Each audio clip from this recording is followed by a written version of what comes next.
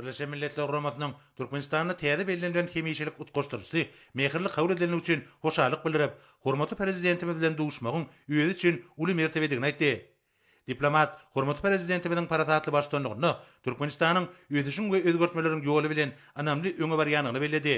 Hemde mümkinçilikden peýdalanyp Birleşen Milletler Guramasynyň baş sekretary Antonio Guterres'iň döwlet başdanlygynda hemde gahrman arkadamda iýeren mehirli salamny we iňgo arzularyny ýetirdi. Hormatly prezidentimiz diplomati Birleşen Milletler Guramasynyň Türkmenistana hemýeşilik utgaşdyrjysy wezipesine bellenmegi bilen tüýsürekden gutlap, Türkmenistan bilen Birleşen Milletler Guramasynyň arasynda ýola goýulan netijeli gatnaşyklary mundan meýlekde ösürmekde alyp barjak jogapkärli diplomatik wezipesine uly üstünlikleri arzu etdi. Döwlet başlarymyz Birleşen Milletler Guramasynyň baş sekretaryna iňgo arzularyny beýan edip, hemýeşilik beýtaraplyk hukuk ýagdaýy Milletler Birleşigi tarapyndan 3 gezek ikrar edilen Türkmenistanyň dünýä döwletleri we awraýly halkary guramalar bilen gatnaşyklary iýdigderli üstürýänyny belledi. Bellenşäli Birleşen Milletler Guramasy we onuň ýürütülişdirilen idaralary bilen işen gatnaşyk etmek beýtarap döwletimiziň daşar syýasatynyň esasy urlarynyň biri bolup durýar. Şunun bilen baglanykda döwlet başlarymyz ýurdumyz bilen Birleşen Milletler Guramasynyň arasynda gatnaşyklaryň iýdigderli we ýokary netijeli häsiýetini kanagatdan ölen belledi. Döwletimiz paragatçylygy üpçül etmäge, ýöňleş diplomatiýasynyň mümkinçiliklerinden netijeli peýdalanmaga uly ähmiýet berýär. Energetika howpçylygyny üpçül etmäge, uly üssaşyl geçirgilerini ösdürmäge hemde daş gurşawy goramaga gönüktirilen mühim başlangyçlar bilen iýdigderli çykyş edýär. Türkmenistanyň beý başlangyçlary halkara derejesinde giň gollawy eýbolýar.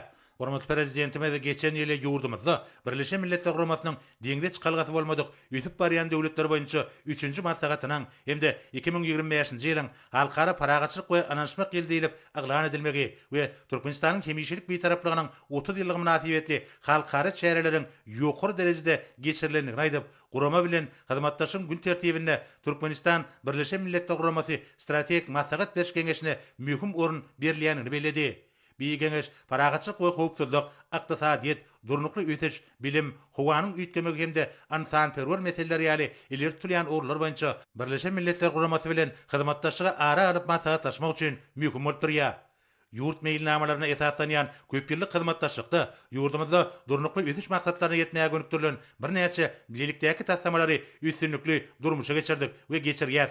Häzirki wagtda hyzmatdaşlygymyz Türkmenistan bilen Birleşen Milletler Guramasynyň arasynda durnukly ösüş ilgamyna hyzmatdaşlyk etmegiň 2026-njy 2030-njy ýyllar üçin çarçuwaly maksatnamasynyň çäklerine geçirilýär. Bir maksatnama ýurdumyzyň Birleşen Milletler Guramasy bilen uzak möhletli hyzmatdaşlarynyň iýdigderli alnyp barýanyny görkezýär diýip hormatly prezidentimiz aýtdy we Türkmenistanyň halkara gün tertibiniň derwäýt meselelerini çözmekde Birleşen Milletler Guramasynyň öňün orunyna ýokary baha berýänini belledi. Ma'lum bolşaly, häzirki wagtda howanyň üýtgemegi we onuň ziýanly netijelerine garşy görüşmek meselelerini dünýä bileşigi tarapyndan aýratyn ünsürlýär. Şunun bilen baglykda daş gurşawy aýagyny saklamak ýurdumyzda alnyp barýan giň göçürli durmuş ykdysady özgertmelerde ileri tutulýan oglaryň biridir.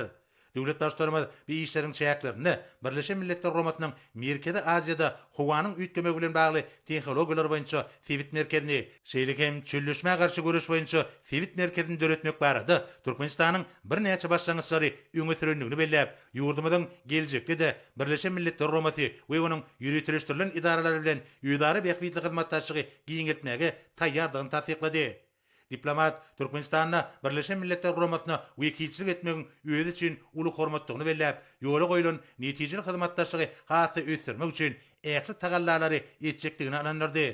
Duşun ahyryna hormatly prezidentimiz Birleşen Milletler Guramasynyň Türkmenistanyna täze bellenlen hemýeşilik utgaşdyrjysynyň alyp barýan jogapkärlik işiniň Türkmenistan bilen Birleşen Milletler Guramasynyň arasyndaky hyzmatdaşlygy mundan meýlekde pugtlandyrmaga, şeýle hem durnukly ösüş maksatlaryny ilerletmäge uly goşunt goşjokdygyny anan bildirip, diplomata ýene däwrgedek işini üstünlikleri arzu etdi.